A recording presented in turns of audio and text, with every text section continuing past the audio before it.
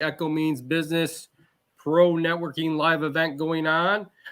This is an ongoing series designed for the green industry pro to help access global everything out there. So we can connect, can share. EMB has been out there for over 6 years, and our main goal is to let everybody, help each other out. So this is what we're going to do. And tonight's session will focus on the best practices. No, tonight we're gonna work on curb appeal with Fence Armor. We have Al Martin and Stephanie Bate from Fence Armor here, and we're the premier online community for green industry out there. So if you need anything, come on out. So I'm gonna go and we got real great guests out here. Jaymz from Second Mile. We have Nicole, the landscape manicurist, and like I said, Fence Armor. So we're going to go around the room and introduce each other. We're going to start out with Al up there. So Al, tell us a little bit about yourself and a little bit about your company too. All right. Well, Al Martin's, like it says on the screen. I assume our audience can see the big orange banner. I'm guessing. Fence Armor. And what it means to me, certainly it's my baby. You know how people say, you know what, I should have thought of that idea. I should have done it. I hear that all the time. And I didn't want to be that guy who didn't do it. So I thought of the idea as I had 3 landscapers over the years, and each one of them did the exact same thing. They pulled up with their truck. The vandals jumped out of their vehicles, armed with their weed whackers, and attacked my fence at full velocity. 7,500 RPM filaments banging at my posts. It wasn't pretty. I put up my next fence, $13,500 cedar fence, and the vandals did the exact same thing. So I finally said, they had a great name, that company. That's why I hired them. They were called Pain in the Grass. But they were also a glass company, so it kind of played off the two. And I talked to the guy and I said, "Is there really nothing you can do?" He said, "Well, not if you want your grass trim." And I said, "Well, we'll figure something out." And we figured something out, and that's how the birth of Fence Armor was made. So it was really out of need. I built it for myself. My business partner and I, we have an engineering company, Cam Solutions. That's all we do is engineering for manufacturing.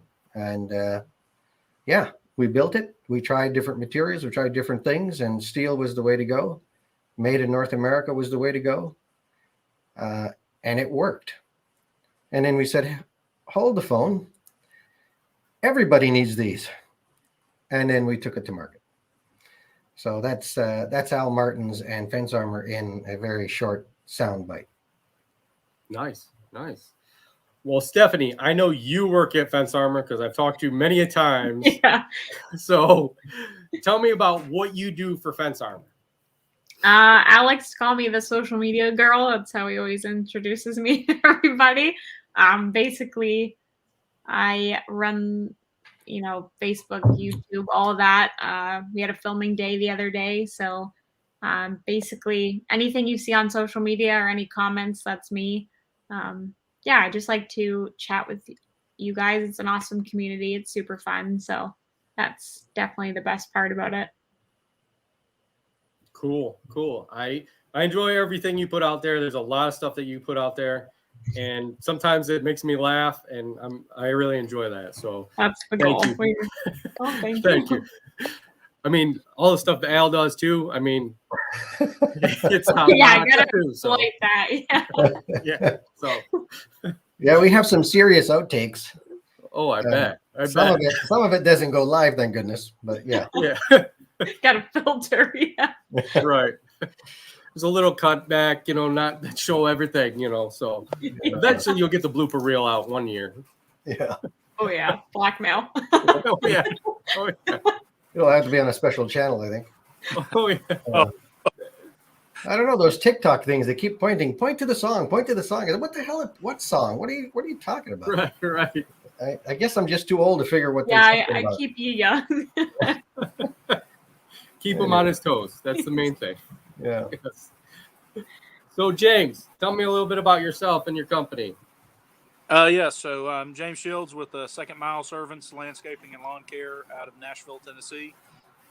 Locally owned and operated here in town, and I've been doing this full time, I guess, for the last 6 years, and been doing it part time, 15. So quite a bit of time in the industry. And before that, I worked at Chick-fil-A. So a lot of guys know that I was a manager there at Chick-fil-A. Worked there for 10 years almost. So very long time. So Nice. it's kind of my I guess friendly nature and all that stuff, and I still catch myself saying my pleasure every now and again. They say that at Chick-fil-A. So, but yeah, that's it. And we do we do a lot of work here in Nashville and the surrounding areas around Nashville. So any kind of landscaping, lawn care needs. So that's me in a nutshell.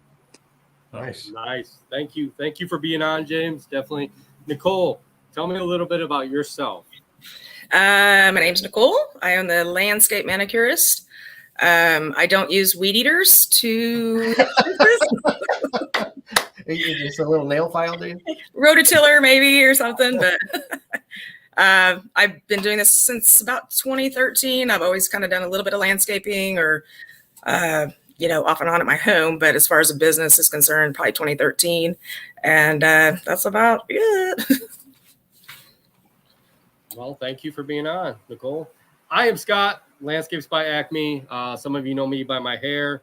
It is dyed green, and it's not because of the GIE coming up. It's just because my soccer team won a game, and I was proud to, support our colors. So, but we are here to talk about curb appeal. So I got lots of questions, and then later on we have a giveaway going on. Thanks to Fence Armor, they provided a good amount of money for some shirts to get done up, and we'll have a winner. And who knows? I mean, hopefully we had a lot of entries as far as I know, and who knows can win. You never know.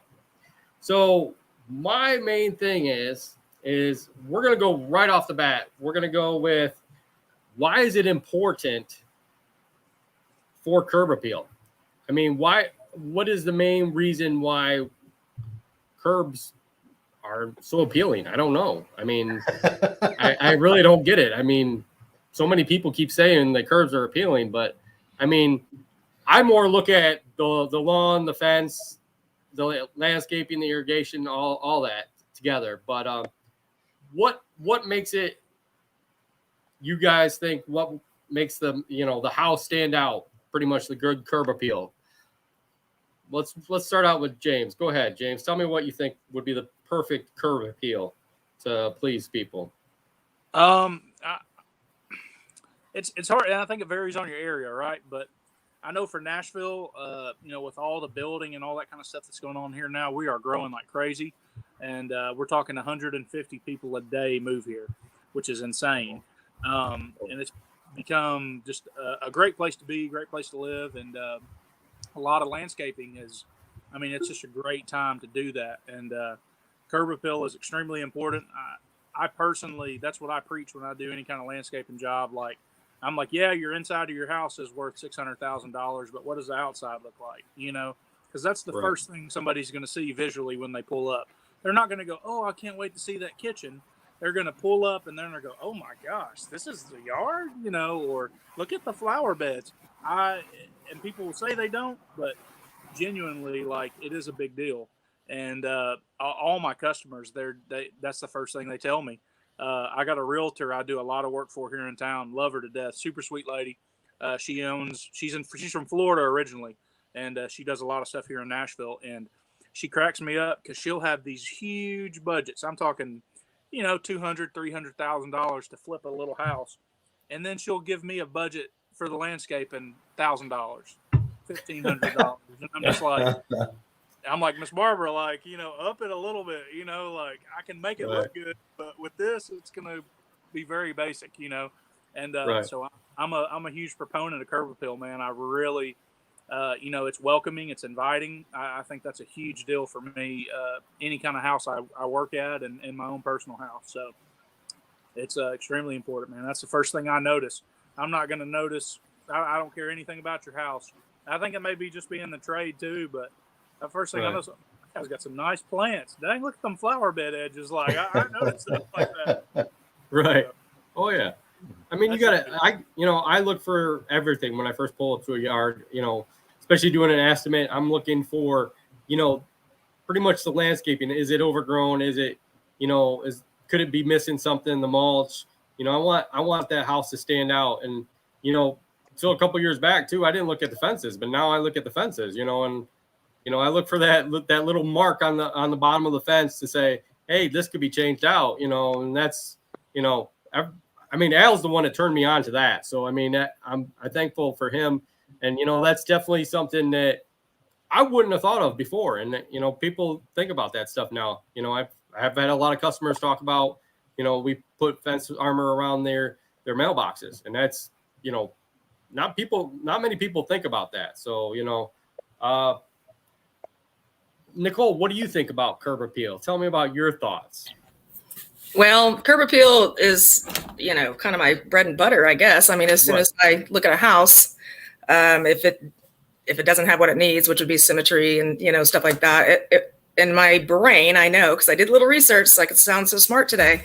It adds about 5 to 11% more value to the home if you have better curb appeal. Hey, do I get 5 points for that?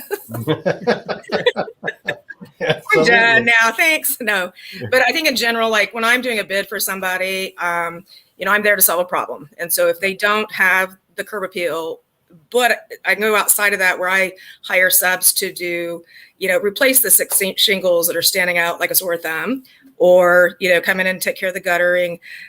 I take care of that as well. So as far as curb appeal, if I can stand at the curb and it's not appealing, then obviously I'm going to take care of that. Right. Well, that's good. That's what you want to do. So, Al, I know you're up in Canada. So, what's your perfect curb appeal what's your house look like? Is it stand out? I'm assuming so. Stephanie's shaking her head. Yeah. So. Well, it's interesting because both Jay and Nicole, you both touched on something. I think Jay, you said it's the first impression. And Nicole, you're absolutely right. If it looks good from the curb, then there's hope. I've lived in different parts of the earth. But my last 7 years I spent in Ventura County in California. And, my community was an HOA, like many of them are. And it was truly like, anybody ever watched The Truman Show, that movie? Yeah. It was exactly like that. Nice. It was beautiful. Every morning it was like little angels came and everything was clean and perfect and magnificent, white picket fences. And that's where I learned about curb appeal. And, your curb was literally painted red for the areas you couldn't park in. And then your house number was painted in white so that the firemen could see your house number on the curb, so they wouldn't have to hunt for it on your home. But yeah, that's where I got a real feeling for curb appeal. And of course, stepping back to my dad, he was a big fan of roses, and we always had roses running along the entire side of the home, and that represented about 85 feet worth of roses. And you only know it's that bad when you roll into them. Yeah, they really hurt. Right. So yes, currently I happen to be living in Canada, and because of the way the world started to rotate in the opposite direction, I'm kind of stuck here for a little bit until things get reoriented. But to all of that, it doesn't always take a lot to change a curb appeal. And I think everybody knows what curb appeal, certainly if anybody goes out to meet somebody or go out on a date, they're always trying to look good theoretically. They want to dress up, and the outside at least appears good. The inside may be a shack, but I like to think that I do a good job in my yard, because ultimately I'm my own landscaper now because of firing 3 of them. I've decided to do my own, and the grass has to look good because we get people who drive by all the time to look at the fences. And I don't want to be that shoemaker, right? What do they say about the shoemaker? He's the only guy with the rotten shoes, or the mechanic. He's the guy whose car doesn't run right. Something along those terms. Well, your property it makes people stop because he has the patriotic edition right at the end on his mailbox, and already in Canada, that's going to make somebody stop because why is the American flag there? Right. Yeah, I didn't put up the Trump 2024 sign yet, but Right. that might be a little strange up here. Yeah, probably. But I do have a mailbox post, and I certainly took back my traditions from California, the good ones. That's good. But certainly, I think curb appeal, is some simple things, right? If you've got a concrete driveway or sidewalk and they're full of mold and dirt, get them pressure washed. If Right. your east trough or whatever need to be cleaned.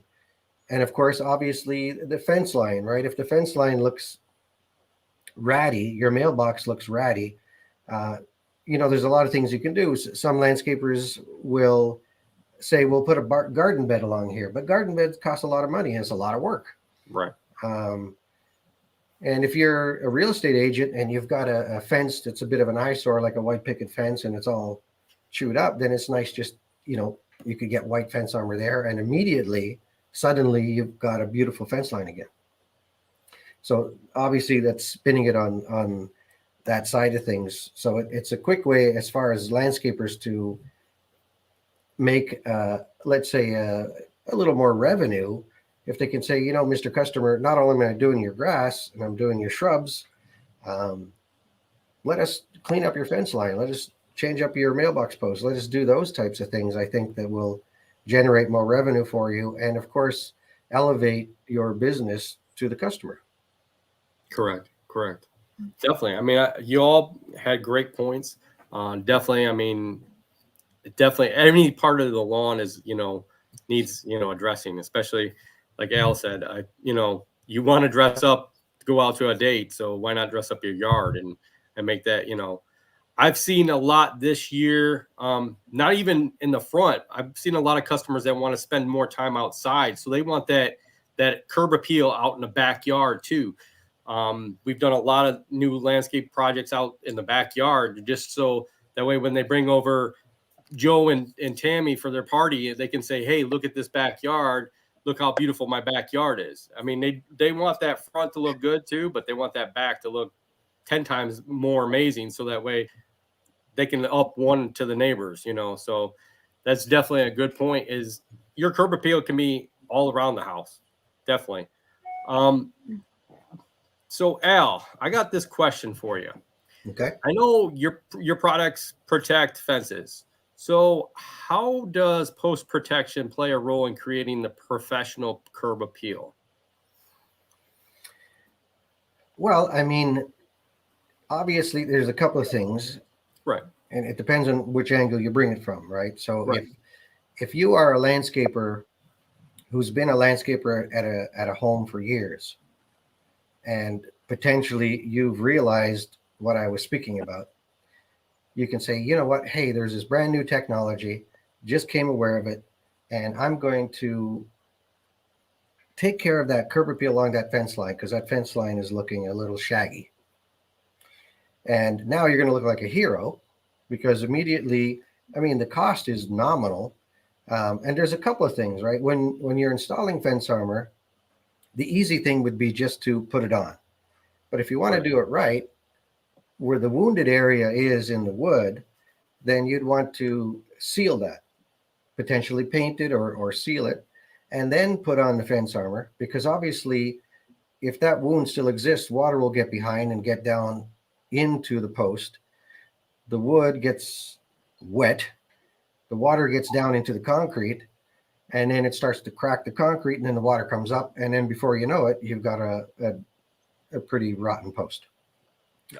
So that curb appeal immediately could be, hey, Mr. Customer, I've got this great new technology that I'm going to make your white picket fence look beautiful again. Right. Or it could be the other way around. hey, look what the last landscaper did to your yard. Right. I've got this great curb appeal idea, and we're going throughout the neighborhood installing this product that's going to make those fences look beautiful. We're going to update your mailbox post, and it could be, you know, really, to be fair, probably our largest customer base that cares about curb appeal or HOAs. Yep. And if any of you are doing lawn maintenance for them, you don't even have to sell it. They just get it. And they'll say, yes, please update our curb appeal. And it's just a nominal way to do that. So I have a question. So whenever I'm not real familiar, I did a little bit of research on the products. So when you wrap a mailbox per se, like the little post, and you have a sprinkler right there, and maybe the water's, you know, hitting it all the time. Tell me how that works exactly. Like as far as the water not like getting through and running down your product into the ground and maybe rotting that out. You know what I'm saying? Like, does it? Yeah. No, that's a fair watertight seal. Is that the correct verbiage? I guess. Oh, he's going to get a product. Oh, he's going to show us offhand. Here you go. We're going to get a Nicole, free demonstration here, everybody. See? Hey, you know what? Messed up. I have I'm telling you. Live on YouTube, people. I love Free it. demonstration. Here's the board, and here are the colors. Wait, how many colors? We got a lot of colors. This Awesome. happens to be a That's color awesome. that an HOA wanted, so we customized that color. But ultimately, behind here, it's galvanized steel. Right. So it's 100% American galvanized steel. We use nothing from China. Everything is Canadian or American. And then we powder coat it. So sometimes people will just want the galv look, and it'll look just fine. If you've got a pressure treated fence, it's going to turn gray anyway. So the galv will be just fine.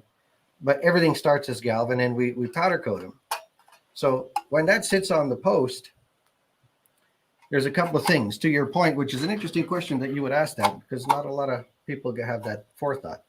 So one is you don't put the fence armor on the ground, because there is a competitive product that actually has no fasteners. It just lays on the ground. And that's a problem, because if it's laying on the ground, you have capillary action that's drawing water up. The other thing is, if it's laying on the ground, you're protecting nothing, because you're cutting typically grass at 2.5 to 3 inches high.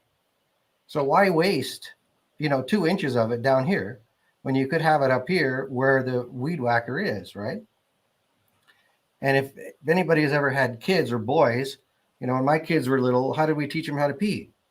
You put Cheerios in the toilet bowl. Why did we put Cheerios in the toilet bowl? Because they were to aim for the damn Cheerios and not the floor. So if you put the fence armor where it belongs, it tells the landscaper, hey, this is what I got to hit. I got to hit this thing. And they get it all the time. Otherwise, their weed whacker is down here killing the grass, trying to make sure they don't have to trim it next week. Right.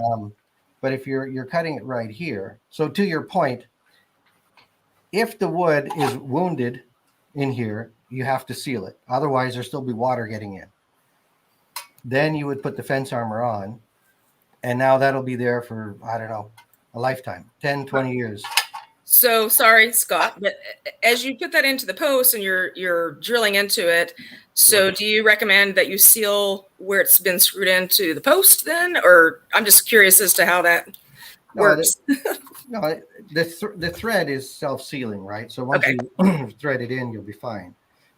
So you won't have an area there to worry about. It doesn't rot there. The screws, again, we use Pittsburgh steel. I used to have a screw on my desk, but wait, there's more. Yes, there is more. Probably is somewhere. We're an engineering company, damn it. Those screws aren't just any screws. You don't buy these at Canadian Tire or Home Depot or Lowe's. These screws have a drill bit at the front of them. So we pre-drill, and the reason why we have a pre-drill is for vinyl or composite fences. If you have a vinyl or composite fence, you can't just screw into it without creating a burr and pulling. Mm-hmm. So what you would normally do is drill and then screw. And now with our screw, you can it pre-screws, and then you can tap it in and you're ready to go. So to your point, it'll seal and you won't have to worry about it. Yeah. you're not going to have water coming in through that point. Thank you. Sorry, Sorry. you're welcome. No, it was a You're very fine. good question. You're Maybe fine, I Nicole. took too long to answer it, but hopefully I covered the points that were necessary. Scott, could I say something? Sure, go ahead. Al, have you ever? I'm sure you probably have. You seem pretty ingenious with the idea of this. Have you thought of doing like one for low siding or like fascia boards, some kind of armor, I guess? Yes, he just hang on. He's got more. He's got more supplies in there. Look, Just no, wait. The only reason Just why wait. I asked. You ask him Mary any Poppins product. Day. he's got it in There's his more. office. Whatever you need. Yeah, yeah. Why, Jay? It's funny you should ask that question. It was almost like this was Yes. scripted or something. Yeah. Hey, is this? Did we plan this? Is this No, gonna happen? I didn't, but Did we just it's interesting become you best asked. Maybe because we did. we have what's called a demi version, and we have a demi version for a couple of different reasons. Privacy fences, typical 5x5 white vinyl privacy fences, that bottom rail sits right here, right? So Exactly. you're not going to get a whole piece of fence armor in there, right? So we created the shallow depth. So this shallow depth version did three things for us. One, it solved that problem. And you'll notice, of course, on all of fence armor, there's a radius here. That radius is there for a reason, obviously beyond strength. It gives the filament an opportunity to deflect so it doesn't break the landscaper's filament. We don't want to damage your filament as it's going by. And by deflecting, it deflects off the face so it doesn't damage or mar the face. So anyway, when you use two of them, you create a corner. See, Perfect. man, So He's thought of everything. This guy's a incredible. genius. no, just, you just think about it enough. You stare at a post long enough, you'd think of exactly the same thing. Have a He was beer learning and- to pee as a little kid, remember? Yeah. exactly. Cheerios all throughout the house, probably. Yeah, absolutely. Like the rings on Sonic going through, just going. Yeah. ding. That's it. So for vinyl siding, we have a lot of pressure washers who use our product because they'll pressure wash the vinyl siding, and then they'll put this in the corner because it's all chewed up. And what will happen is if you have physically holes in that, you put a 1x behind it, and then you fasten into the 1x, and now you've fixed the hole that was there. Nice. And that's the same thing with vinyl fences. You know, a vinyl fence can get chewed up from a lawnmower deck or whatever, and you got a big hole in it. Yeah. Well, you just use fence armor, put a 1x or a 2x behind it, and then you fasten and stack it so that it closes up that hole, and now you're all covered up, and you didn't have to replace the post. That's nice. That is very Real nice. easy way. Of course, it'll be white typically, obviously. Right. And you've healed the damage. It's solid, looks beautiful. Nobody will notice it. We did a lot of those, for instance, at Richard Petty's garage in North Carolina. He has a huge fence, and lawnmower deck damage, cracks everywhere, because it gets cold at night. In the morning, they get in and they cut the lawn, and as soon as you hit that cold PVC, it turns into glass. Right. So rather than pull out those posts and do the rest of it, we just cladded the faces, and we're all good. But wait, I have one more question. He's got Yes. more. He's got So more speaking answers. Hang of on. dogs peeing on the post and everything, so what is that like? Like if a dog is gonna urinate on the little piece, it's metal, correct? I mean, or galvanized. What did you say? What's it made of? Galvanized. Yeah, it's galvanized. G90 galvanized. Okay, so it's not going to rust or show any. Okay, so I saw a question here in the little comments about the water and how that might affect it, discoloration or something. We've got pictures of fence armor at least 15 years old already. We started playing with this back in 2008. And the galvanized steel that we use is strong enough. It will weather. It will turn more gray from what it used to be, nice and shiny, but it will still be. It won't rust. So it will look great. The powder coat is what's interesting. people worry, is the powder coat going to come off? And we say in Florida, or let's say the southern states, it'll go for at least 10 years without it chipping. And if it chips, then you still have galvanized steel underneath it. And in the northern climates, it's going to be at least 20 years because you're only cutting the grass half the time. And we randomly select fence armor. We put it on we actually put a weed whacker on a bicycle. What do you call that? A bicycle rack? Not a rack. You know, when you fix a bike, what's that thing called? A bicycle tray. Anyway, you hang the bike on the damn thing. Instead of hanging a bike, you put on a weed whacker, lock it in power, and beat it for 45 minutes. And that would be, we calculate that to be equivalent to 20 years worth of damage. Wow. And yeah, they come out looking great. So and again, the powder we use too happens to be American as well.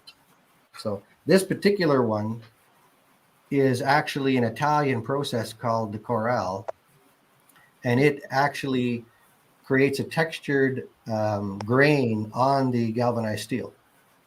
So it's our most premium product, and for those people who've got cedar and our composites that want to look great all the time, that's the one to get. Do you want to talk about the ornamental? Because there was a comment about ones that don't require drilling. Yeah, let's hear about that. He's going to get more products. Hang on. You done messed up. You done messed up. Let's see it, Al. There we go. We're going out. So for the ornamental or metal fences, not sure if you can see that very well, but can you see the dimples? Yeah. And the slot? Yep. So those dimples and slot marry up like that and clip on to the metal fence. So there's physically no fasteners that you need.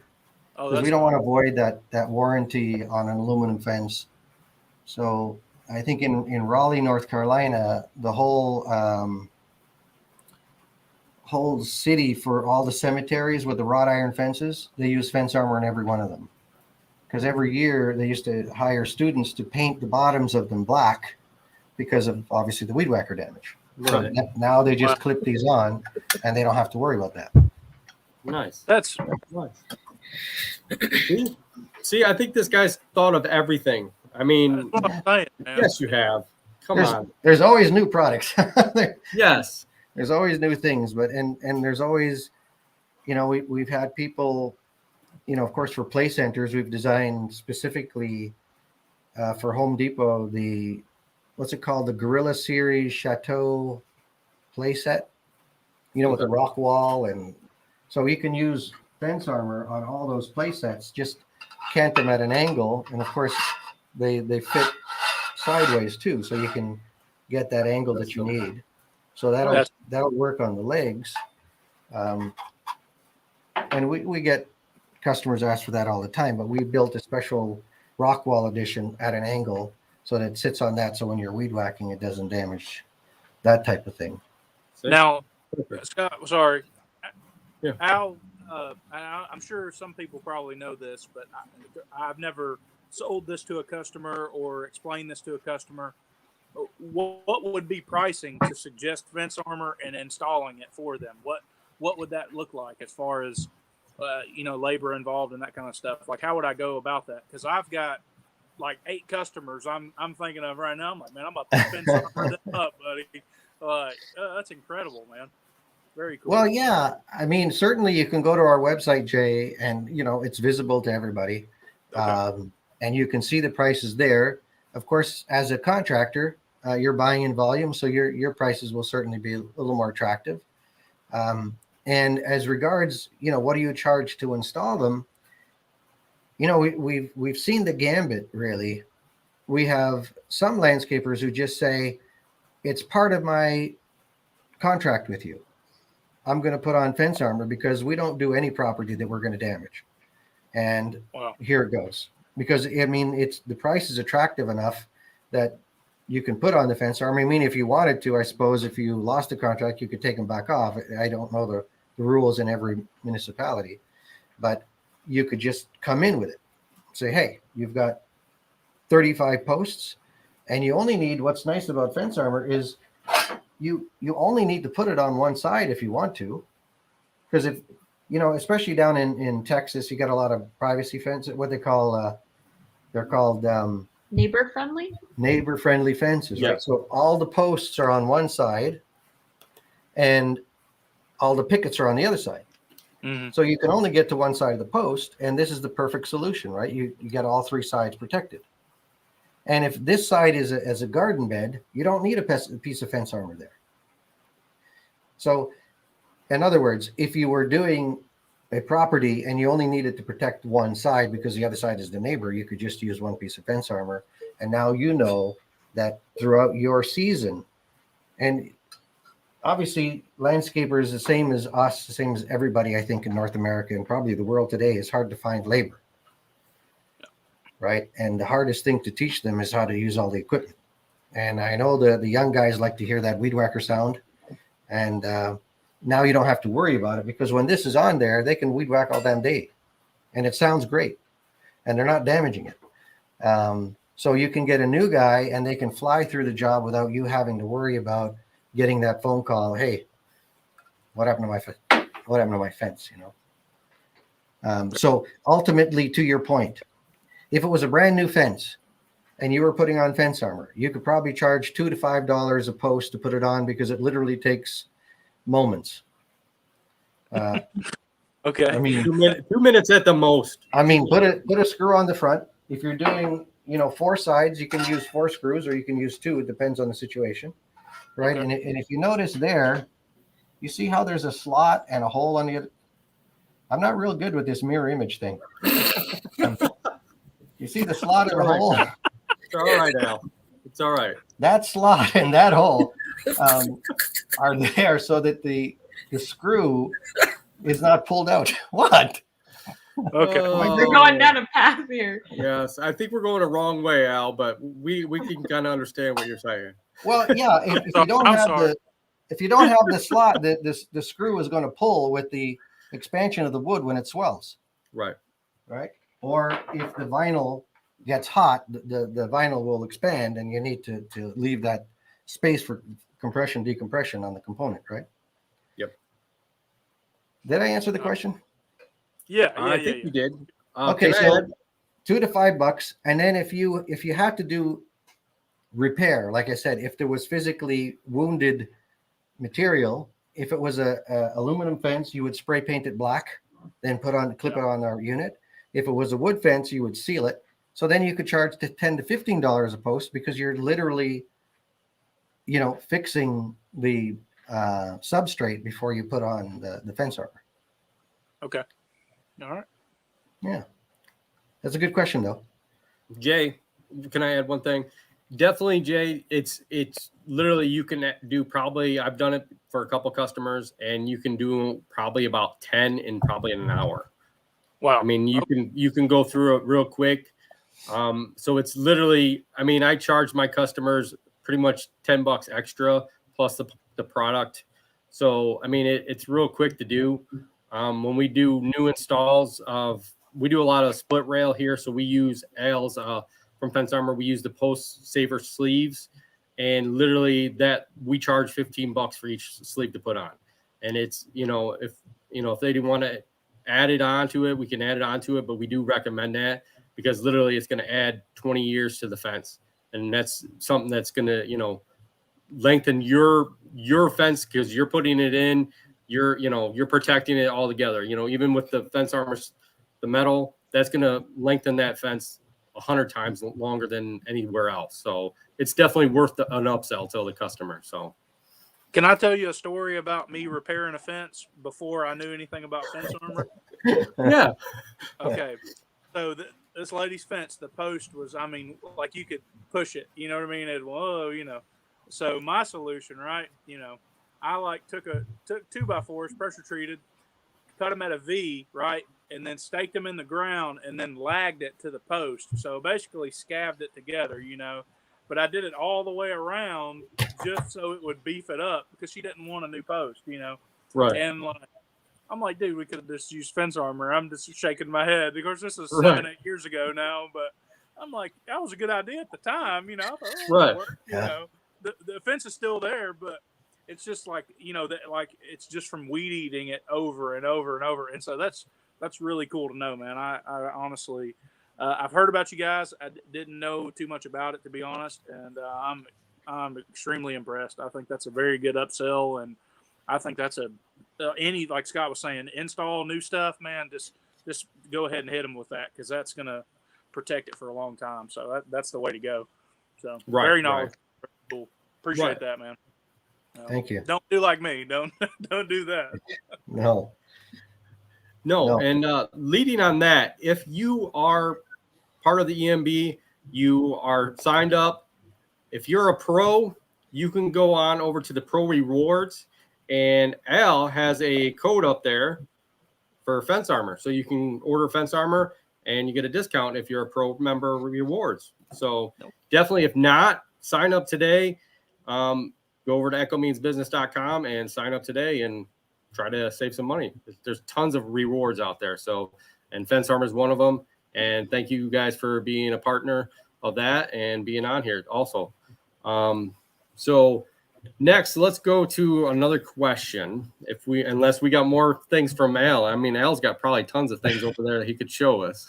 Well, I was yes, there's a whole plethora of things down here. I was just going to say, obviously there are tens and tens of thousands of landscapers in North America alone. Right. Even if you have your doubts about the product, or even if you say, you know what, I just cut lawns, I don't want to do anything else.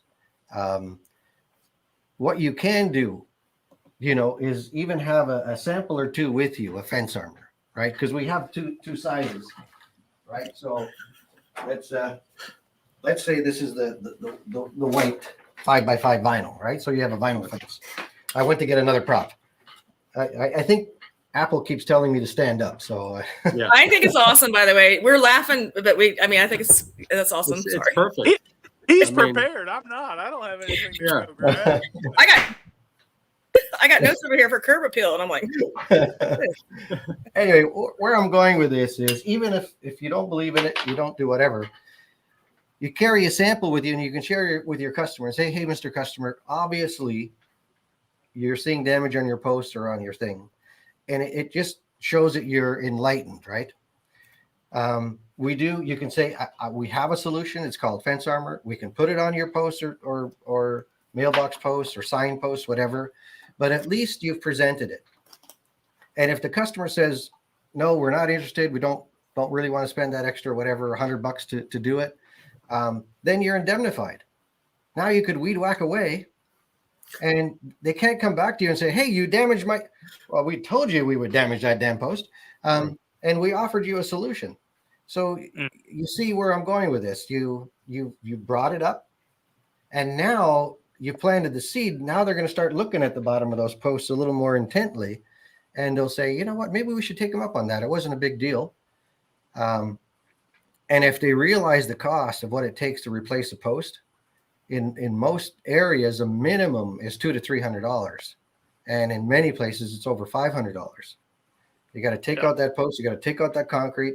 And now you've got the strange looking brand new post with all the other old posts.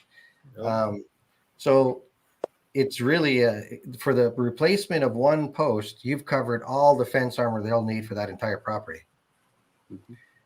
In most homes. Okay. So I think that's a point that even the naysayers and the guys, I don't need it, I don't want to do it. It still covers them from getting that question mark, especially those guys who are doing HOAs. They're always on you about stuff like that. And it's the gutters. People will use Fence Armor on a gutter because the gutters get all chewed up. The corners get chewed up. The sheds get chewed up. And now you've got something that's easy to do and make it look good.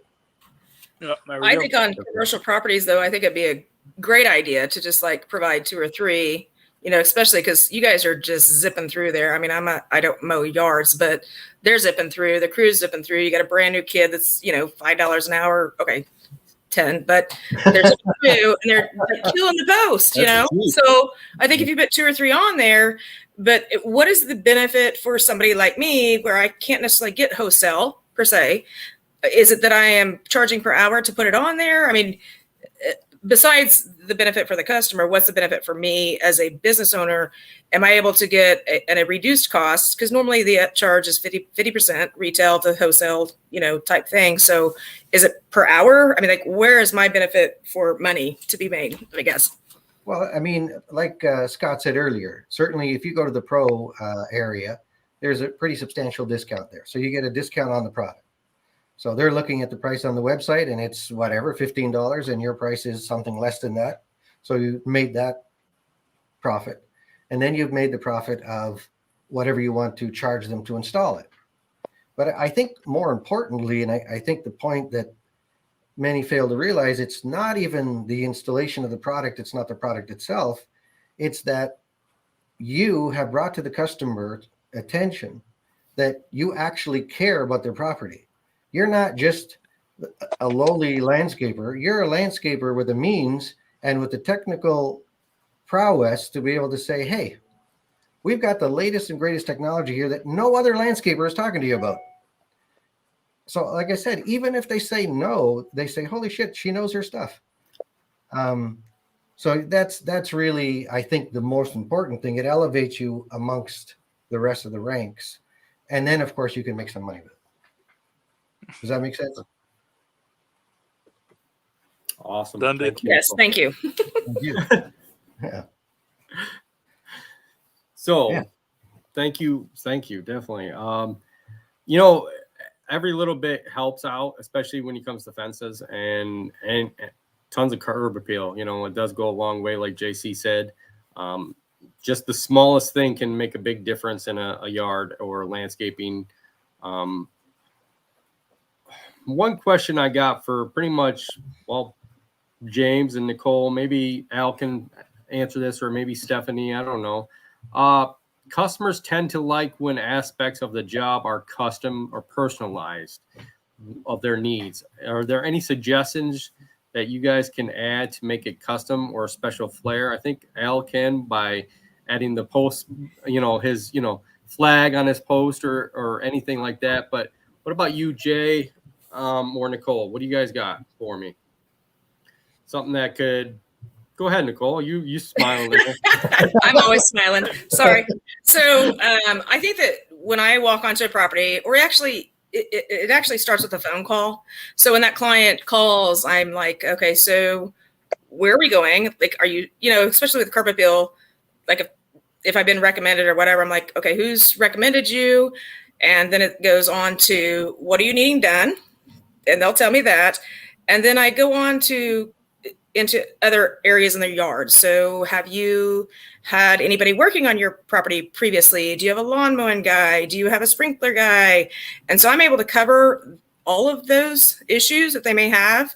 Now I'm going to ask if they have the, protection around their post. But anyway, so I think that as far as like me coming into a property, I'm looking at the overall, aspect of the curb appeal, and I'm able to address each one of those because I have subcontractors in my phone, and I'm going to say, okay, I'll be the I'll be the contractor over this. And then I come down and I filter through going and subcontracting all of these guys out to take care of issues. Now, when it comes to trimming bushes or shrubs and the overall design of it, I do that. Now, I do also have a she's a lady that does designs. And so again, I'll subcontract her out if I need to. So I think when it comes to a client calling me, I address all of those things on the phone. So when I finally get on their property, because they've thought about those things for about 2 days, because I'm going to go do their bid now. And they're like, oh my gosh, I didn't even think about all the rest of the problems on my property. And then I go, okay, so here's where we're at. You wanted me to do your landscaping, but then they're giving me the checklist of, well, do you got a guy that can address this or my gutters or my mailbox post? I'm there to do that for them. So I think as far as that goes, I will connect with every bit of the entire property from curb to house. And actually, I do have, a bathroom remodel right now. So I'm over that as well. If you've got good contractors that you can go ahead and just oversee their projects, I've got them. And I think it's amazing because you are able to upsell that and you can add a 10 or 20% upcharge to their initial bid. So Definitely. That is great. I mean, that is nice that you have that in your back pocket, as it were, because it's a one-stop shop, right? Yeah, it is. It actually is, because I want them to understand that if it's 5 years down the line, I'm still maintaining their property. I'm coming in, bi-weekly to remove weeds because that's what I offer. And then, every 2 to 3 months, I'm going to go in there and trim their shrubs. If I need to go ahead and install a sidewalk, I can do that because I have the concrete guy to do that. Or I can come in and hand set bricks and stones and stuff like that. Yeah, you could have your pressure washer guy. That'd be me. Are you the pressure washer guy? I am the pressure washer guy. Okay. So I do offer that as well. So I think that in saying that, though, when there is because I'm a single just person, so there's people that come up behind me and clean up my debris. But as far as stones, pressure washing and stuff like that, I have the sub, I'm doing that part, but I've got the sub going and doing the weed removal. And I think that some of these people that I know they're sitting here in the chat that could just have those subs that are sitting there and you don't even have to touch the property, but you're over it, making money off of those people that have the ability to do that. Well, you come with the credibility, right? They hired you to do their curb appeal. And yes. Now they've come to trust you, Nicole, and they ask you. And when you go to them and say, Mr. Customer, it's probably time maybe to stain your fence. You might want to consider that. 100%. And by the way, I got somebody for you. And obviously they've got to be top notch because your name is at play here, right? Yeah. I would be staining the fence too. Sorry. Oh, you'd be staining the fence too? Hey, that's fine. Hey, why not? A perfectionist, I guess. But if I had somebody that could come behind me and just back brush, that'd be great. I'd be okay with that. But, there's a classic situation. You just stain the fence and the first thing you do is weed whack it. You're gonna put something. That'd be the lawn guy that I subbed out. So when you do the stain, Go after him. you're going to protect the posts. Correct. No, I agree with that 1,000%. I think it's a great upsell. Just like me going into either Lowe's or Home Depot to go ahead and get their edging, but I can also upsell that to where I can go and get, oil rubbed bronze, and I can charge $35 a stick instead of $10.99. So there is an upsell. And I think there's certain clients that are great with that. But I think there's certain clients that are okay with you just going, I'm going to front the cost of, the post armor fence. And I'm going to go in here, fence armor, sorry. And I'm going to do this for you because I know that this is going to compromise your mailbox. And I care about you enough. You've been one of my clients. What is it to me? $10, right?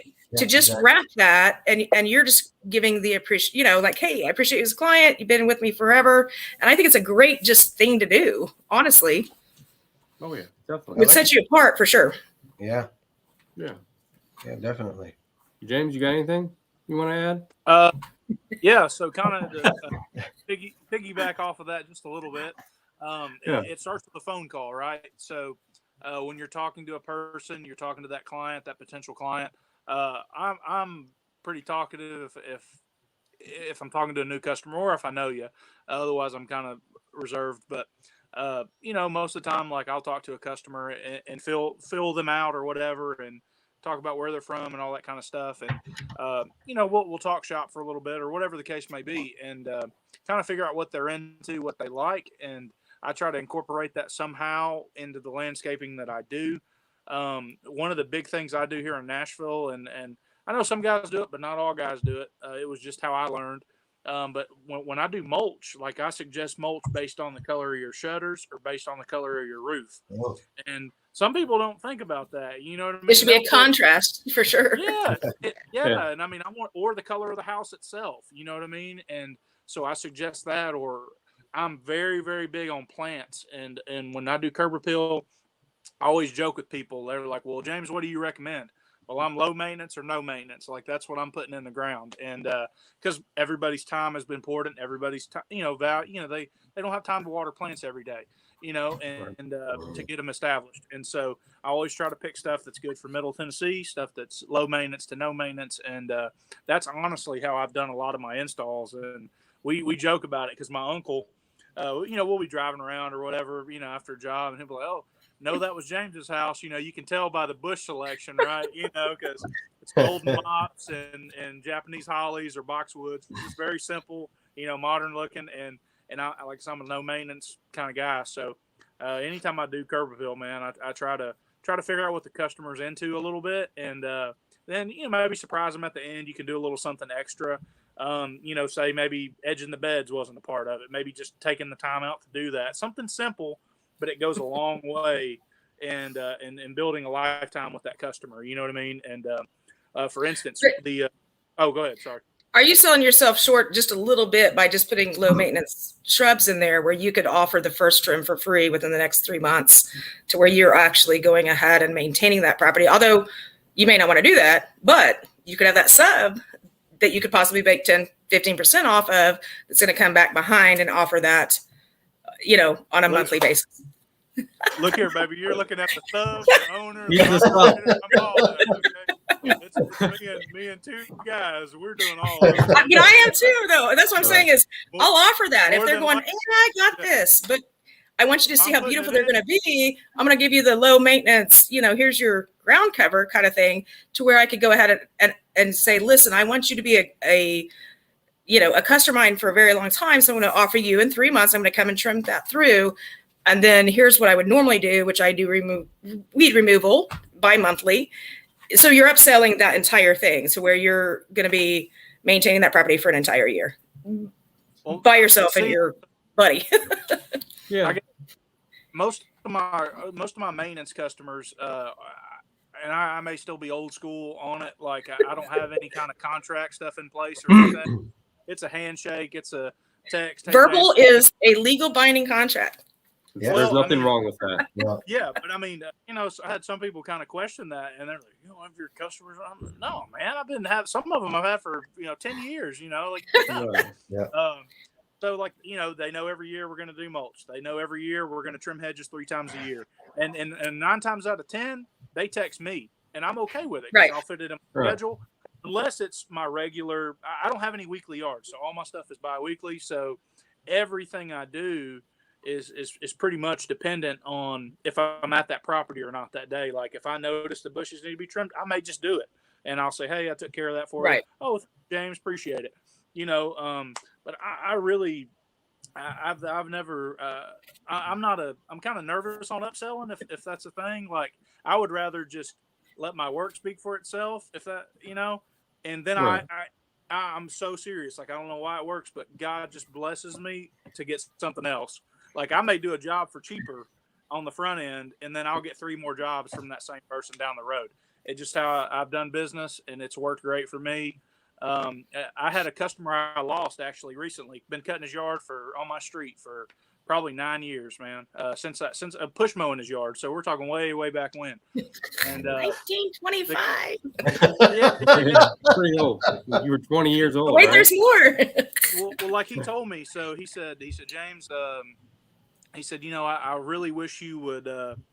You've been cutting my yard for X amount of time. He said, how come you don't tell me about all the things that I need done around my property? And I was like, well, I'll be honest with you. I got 75 other customers. Like, I'm not looking at nitpicking everybody's property. You know what I mean? That's just not what I do. I do that though. Well, I do. I get you, but I do. Yeah.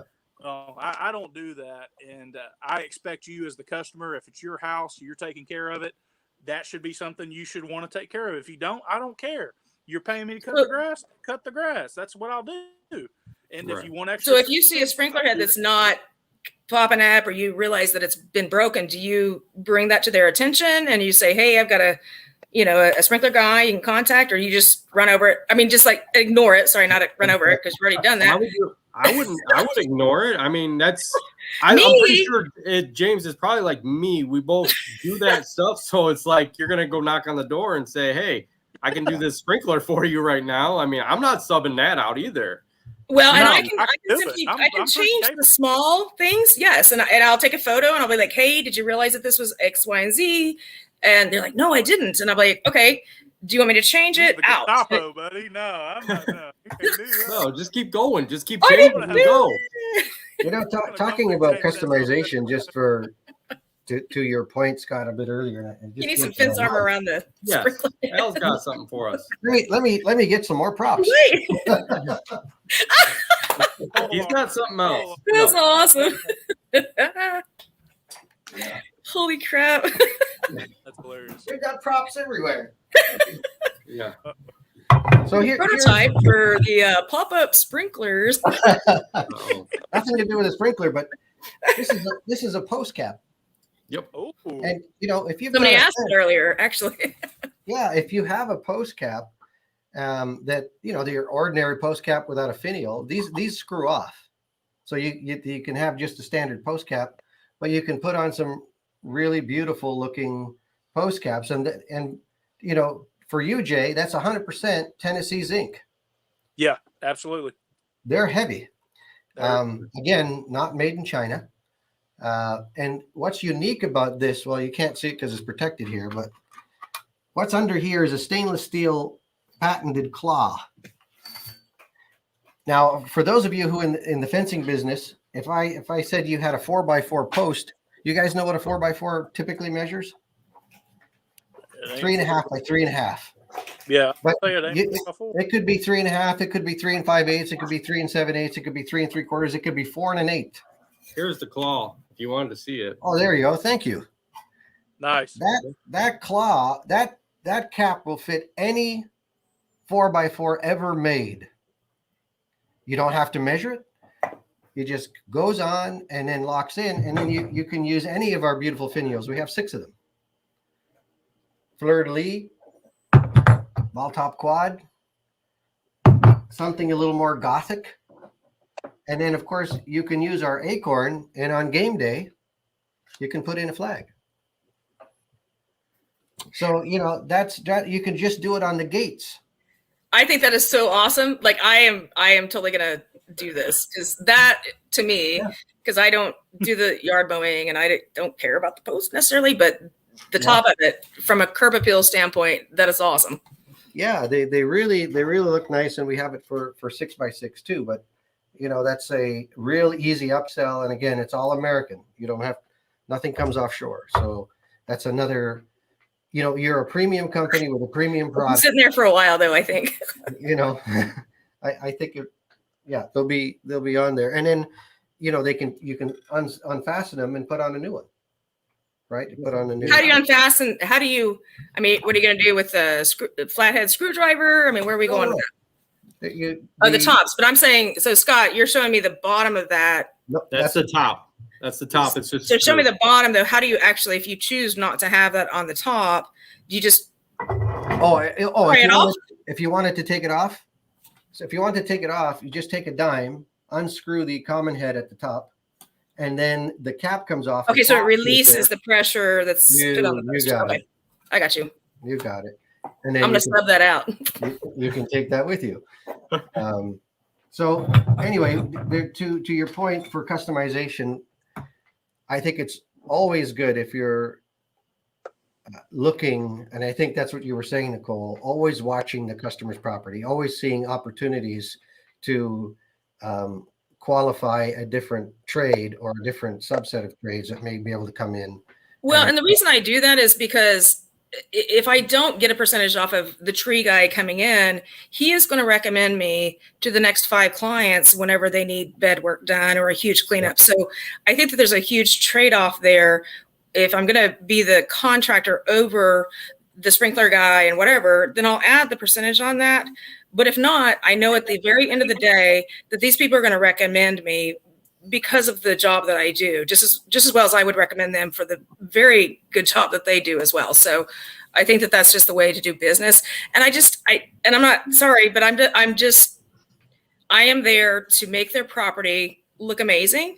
And I've always said this, I think on every video I've been on, is if they go at the end of the day and they drive by and go, what happened? Like, was anybody here? Or I could have done that. If they can't tell I've been on their property, then there's no reason to have me come there and do anything at all. But I'm there to solve a problem, and it's the entire yard from curb to really the back fence. And now these top caps, I'm so excited. Now, let me ask you this, just for curiosity to all of you. When you're doing the work on the property, do you put a sign in the lawn while you're doing the work and then take the sign with you? Yeah, absolutely. Why not? I I'll mean, leave that's it. the thing. Stolen, but I'll leave them. Yeah. Are you playing with me, or you do? No, I put mine in. They both do. I don't. Yeah. Oh, you don't? Okay. I think that's a great idea while you're doing the work. I'm like 6 to 8 weeks out. Like I'm just so thankful for the business that I have. And I mean, I think my thing is just before and after photos. I mean, if they want to see what I do, here's what I do. But Nicole, even being 6 to 8 weeks out, I mean, we're 2 months out right now, and we're actually booked into December, and I'm excited. Are you excited about that? Yeah, and we still put the sign out there because everybody in that neighborhood that pulls through that yard, sees that work, is going to say, even if your sign's not there, they're going to ask that neighbor. But and I agree with that 1,000%. And they're going to see your number, and they're going to. No, I agree with that 1,000%. So if I was trying to build my business, and here's why. I'm a one-person show. So when I do bids, I have to understand that my contractors may not show up. So I have to be able to unload the mulch, and I have to unload the stone by myself. In saying that, if you're trying to build your business, I put my sign out there 1,000%. I just don't have to do that. If I'm 8 weeks out, then it's time for me to raise my price. Correct? Like $5 an hour. That's how I gauge that, right? Okay, maybe $1. 15, yeah. Well, I think earlier you said you were paying somebody $5 an hour, and then it's $7. Really $10 an hour. I don't even know what minimum wage. I have been self-employed since I was 19, so I don't even know what minimum wage is at this point. All I know is McDonald's workers want to make $15 an hour, and they can just come work for me and shovel dirt, and we'd be good. It'd be just a great situation. That's work. I have another question. Am I allowed to ask questions? Yes, you can ask me questions. Sorry, Scott. No. I mean, I'm letting everybody ask questions. Eventually, we'll get to the winner, though. I mean, I do. Oh my gosh, I forgot. So, I'm winning. I mean, we can get to that at any point, but we're gonna keep. We'll go. Let's go ahead and ask your question now. Go ahead. I want to ask the question because ultimately, if you go to our website, obviously you'll see that we've grown certainly our product line. And it's all about protecting people's property, protecting their investment, whether that's with Fence Armor or Post Saver or any of our products, right? Stain from Stain and Seal, and all of it is about exactly that. Now, one of the products we're looking at, and this is coming to the question, is chain link. So on a property that has chain link, how do you weed whack around the bottom of that mesh, or the fabric, I should say? Oh my gosh! You just weed Scott. whip it. I mean, it's just you just weed whip it. There's nothing that you can do about it. Aren't you like going through a ton of string though in the process of that? Yeah. I mean, I feel our hardest that we go through is chain link. But like I said before, and a lot in our area is split rail with chicken wire. So weed whip just rips through that chicken wire. And there's nothing you can do against it. But chain link, we go through a lot when we go through the chain link, because I don't want that one little piece of grass sticking up in between there. And I'm not getting out there with scissors. No, there's no way. I mean, I don't even cut my hair, so I don't think I'm going to go out there. Landscape manicures, could you get that? Yeah. So do you charge more? So if somebody has a chain link, whatever, 100 feet of chain link around the side, is there an upsell on a cost for that? No, it's the same. If the guy next door has the same amount of property and I charge the same amount as I do for the guy that has the chain link as the guy that doesn't with the same square footage. even though I you're buy using the more, square footage. even though you're using more filament. Yeah. Yep. Yeah. Because that guy that doesn't have that, I don't use that much filament. So, you know, usually I can go a whole day probably on 1 to 2 fills of filament on my weed whip. So, I mean, and that's, you know, my hardest, like I said, my hardest is just going around, you know, everything that needs to go around. And it's the hardest is the chain links. And that's, you can't, there's nothing you can do about it. Well, let me present something to you. And again, we're looking at a couple of different products, and I want to share this with you as landscapers. So there's two different styles of products, and I think they belong in 2 different areas, and we're toying with them. In fact, that's what Stephanie and I were filming together the other day. One of them is effectively a 10-inch wide sheet of plastic that lies underneath the fabric between the posts. Okay. And it locks into the posts. And now, of course, what that does is the grass doesn't grow. You have that dead patch, as it were. It's black plastic that lives there. And now you can drive over it with your lawnmower, but you'll never get grass living there. And that's one idea. The other idea is actually a channel that lives along the bottom of the fabric, and kind of like landscape edging, exactly. Yeah. But it's a channel that lives under there. Okay. What are you guys' thoughts about something like that? I see Nicole has a very strange look on her face. I don't know. I do, because I don't know how many, I'm going to call them volunteer trees. Of course, my tree guy is like, that's really not a tree, but a sapling that is coming in between the fence and that chain link, and it's been wrapped around. The trench, if I'm coming in there as a landscaper going, okay, I want to avoid this problem. I'm going to take it out. We're going to treat it with I'm going to have my chemical guy come in, because that's my sub. And he's going to treat this. The piece where I could just lay it underneath there and go, okay, here's where we're going to protect this, because otherwise you're going to have to treat this fence line. I don't even know how many times, probably 3 times. Right. Rather than me, I cannot physically dig underneath there. I could, but I don't want to. Yeah. I don't want to dig the trench with my little spade to get whatever you're saying, which would be kind of a U-shaped something, right? Underneath there. Well, if it's a new fence, right?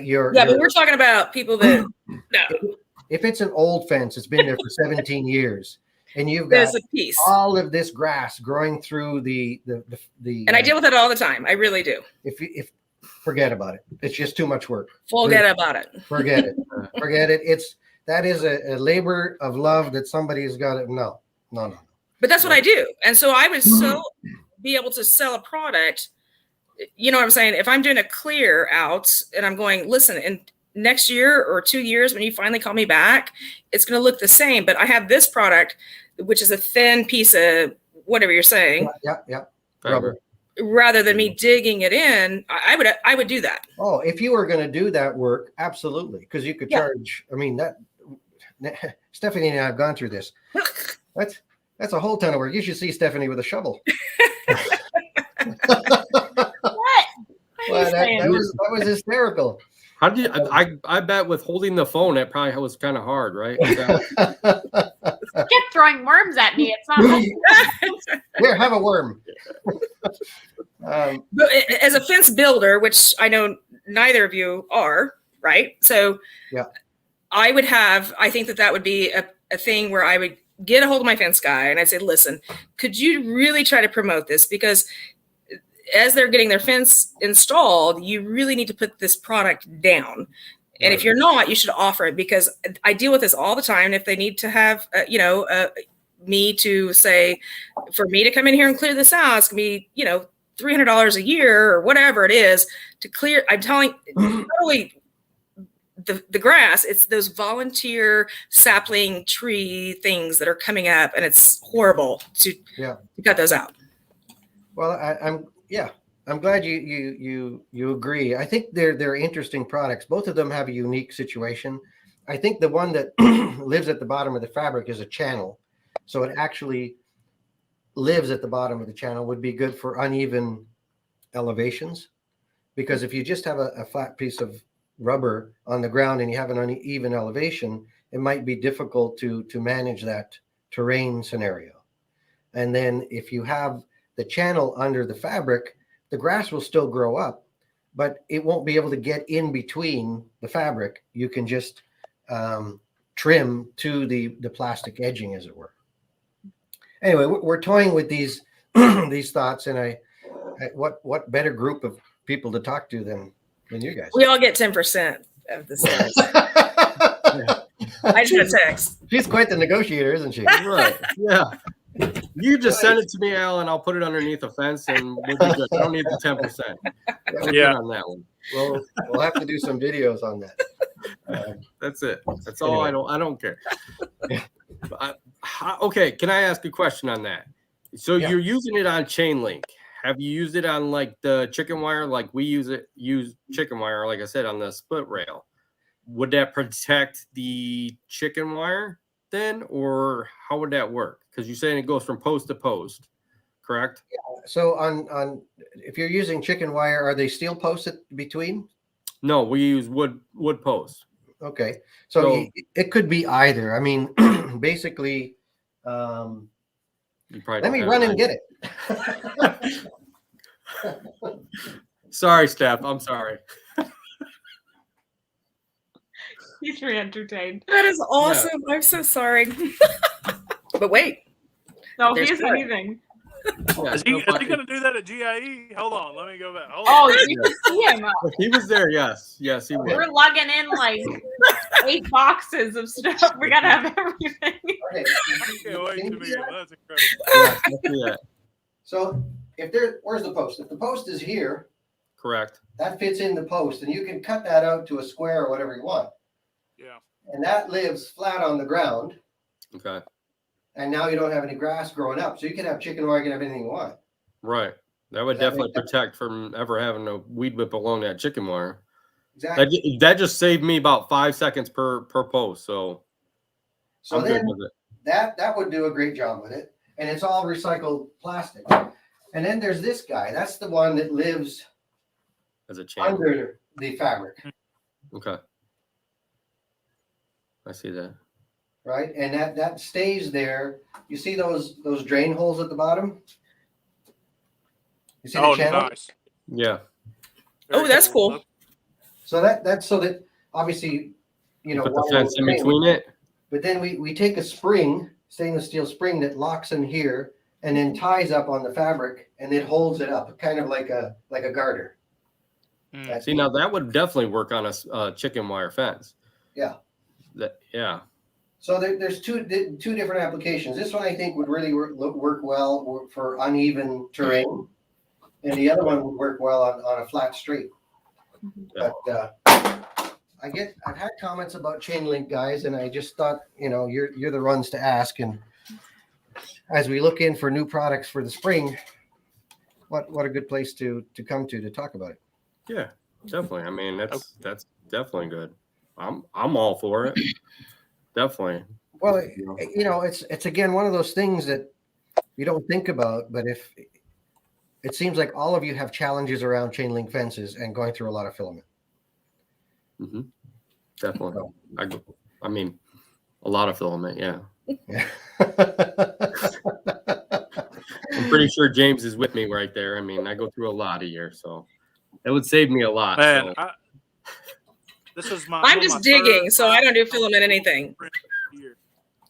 Yeah. How many pounds? 5? Yeah, my third 5-pound spool. The big spools. I'm on my third one this year. Yeah, I think that's just employed, honestly. But that's a perishable expense, right? Like we know we're going to go through trimmer line. It is what it is. There's nothing you can do about chain link. I found kind of. Some on overgrown chain link, you can edge it. I found kind of flip the trimmer up and edge it down. It looks okay. Right. But like Scott was saying, there'll be like one random blade of grass, and that's so stressful. Yes. Yeah. My solution it bothers me. Yeah. Take the chain link fence down. That's my solution. So. Yeah. Yeah. So cost wise, if I was to hire my chemical guy to go spray that fence line compared to what you have, I mean, where are you at on that? And what is I mean, I know this is a brand new thing, but cost wise, where are you looking Well, per 5-foot run, or where are you at? and again, here's where I have to sell you value. Yeah. Because certainly your chemical guy is poisoning the earth. Heaven forbid. Right. He's using vinegar and water. I mean, I don't even understand. Sure. I just know I'm not going to do it. That's what they call it, vinegar and water. I thought it was Vinegar and water, huh? something called. I mean, doesn't that solve I everything? don't know. Just throwing Apple it out. cider, take it every day. Yeah. Just Anyway. drink it, it's fine. We don't poison the earth, and we use recycled plastic. But to your point, it probably works out to about $3 a linear foot. Okay. That's not That bad. would be the retail. Right. So I think but- you're cheaper than my chemical guy. Seriously. I mean, or any chemical man that's Okay. 35 to 45 to spray fence line, and actually would be using horrible chemicals like vinegar to kill that line. Yeah. You know, for 12 months. So Scott And- doesn't have to come in there with his weed whacker to. Right. That's good to know. And you know what? At least you don't ever have to come back. That's a one-time shot. It's there. Right. And now it's covered for a lifetime. You've taken plastic out of the landfill. You haven't used any chemicals. No small children will be damaged. And it doesn't look ugly, because there's nothing worse. And I've seen this. We had a condo guy from Arizona. He sent us pictures, and it looked like at each post was death. It was like a nuclear disaster site. And they were taking Roundup and spraying it around every post. And this is a Yeah. 3-rail, 48-inch high white vinyl fence, and death, because they didn't want to weed whack the bottom of those posts. Right. So they bought So fence. does it armor. melt it has to melt the bottom of that post, basically. Well, Is that what you're telling me? Is which would No, what I'm compromise? saying is the Doesn't like I don't know. grass is totally dead. It's certainly not great for the vinyl. A death. Yeah. Okay, not death to the post, because I didn't know whether or not it compromises the plastic. Well, you know, there's a titanium nitride coating, which is UV coating around that PVC post. I don't know Okay. how much it protects for the chemicals, but ultimately what I'm referring to is the dead grass and earth around it. That under this beautiful property with this magnificent fence, to see these pieces of death, and they all hated it, and they found the product and they put it on, and now, of course, they can let the grass grow right up to the post, and it looks beautiful again. And that And- makes complete sense Yeah. as far as curb appeal for sure. But Right. to have that grass right there where you guys can just go up there and use your, weed eater, is what we call it in Oklahoma, but Yeah. to take care of Whacker. the grass. So that's cool. Yeah.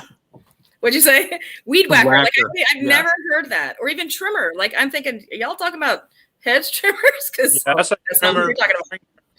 Or here's an interesting tidbit. Weed eater. An interesting tidbit for you.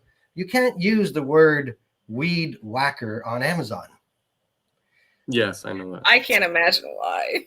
because weed apparently has become an inappropriate word. Right. So if you use weed whacker as one phrase, or trimmer or strimmer or weed eater, they have to be in a continuous word. You can't use them as separate words. Nice. Where Thanks. have we come, eh? Yeah. Everything's changing. Everything's changing. Good to know. But it's not the second word that they're concerned about. It's just the weed No. part. I don't think, is whacker a bad word on Amazon? I haven't. I'm gonna Google that or look. I don't know. Stephanie would know. You're gonna She- pull up all kinds of stuff on there. If you pull that up. She's a social media girl. You're a band. That's all I'm gonna say. I don't know. So thank you, Al, for all that information there. Some people are now banned from Amazon, but Glad I could help. so do not look up those words, okay? And please do not use Cheerios on your floor if you And do not pee on the post. do not pee on the post. Oh,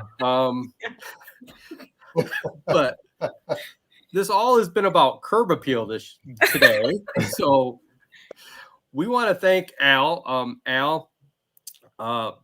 Fence Armor donated some money, $500 to customize some shirts for everybody. So their curb appeal will stand out. So we have a winner in the giveaway for the $500 worth of shirts. And the winner is Calmer's Lawn Care. Chris Calmer. He will be at GIE. So hopefully if you guys see him, congratulate him. And thank you for entering. Thank you all for entering.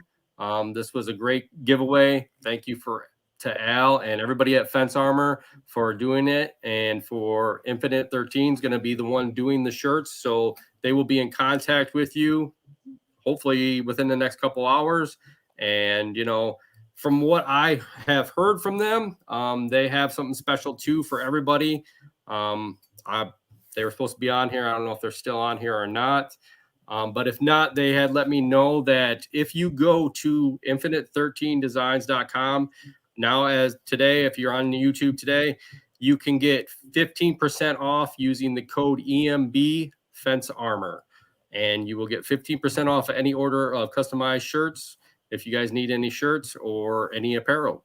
But we want to also thank Al, because he's the big winner here. He gave everything to everybody. So thank you, Al, for everything you've done. You've gave us tons of props to look at all day today. I'm glad. It was wonderful. I enjoyed this conversations. I think we could keep going on for hours and on hours. But I don't know. Al might not have enough products in the backyard there. So. Well, I got tons of stuff to share with you, but we've probably drawn this long enough, and it's been a real treat to be with you guys. I hope I can come back again one day. Oh yeah, definitely. Thank you, Al. Thank you, Stephanie. Thank you, Jaymz. Thank you, Nicole, for all being here. Thank you, everybody, for watching it. If you, like I said, if you're not a pro, go on right now to echomeansbusiness.com, sign up to be a pro. You can get 15% off or more. Who knows what kind of percent you can get off with any of the pro rewards that you sign up for. But you can go over. Al's got some great products there at his website, and you can get your discount code there too for that. I want to thank everybody for joining us tonight. Special thanks to all our panelists. They're just a handful of help you. Yeah. If anybody, just by the way, Scott, if anybody wants one of our tags or stickers or anything like that, we'd be happy to send them to them. Just email you or us, and we'll be happy to send you a tag or stickers from our products. Definitely. So you all heard it. If you want a Fence Armor sticker, email Fence Armor or contact me, because I will help make sure that it goes through too. So mark your calendars. Our next pro is going to be Pro Networking Series is in 2 weeks. So right after GIE, the week after GIE, hope to see everybody at GIE. I know there's going to be a lot of people at GIE. I know we're going to miss Fence Armor being at GIE this year. So, but I want to thank them for being on tonight. Definitely. They are a big, huge help. Enough stuff to, make that curb appeal out 100%. So, if you ain't, remember, you can watch this recording again on the Pro Networking Sessions on the EMB community, or listen to it on the EMB podcast. Visit Echo Means Business now and register for a free access and great content and connections with any of your UAG members that are here, Jaymz, Nicole, me, myself, and anybody else. You can even contact Stephanie. She hasn't talked much today. She might want to talk to you. So you can contact her and she'll help you out. Okay. So Al can tell you lots of stories too. Okay. But contact Stephanie first. Okay. Yeah, I filter. But thanks everybody for joining us. Hope to see you guys at GIE. Hope to see you guys in 2 weeks at the next session that we're going to have. Have a good night, guys. Thank you. Thanks, guys. Okay. Thanks, Scott, Jay, Nicole. Thank you. Thank you, Steph. Thank you.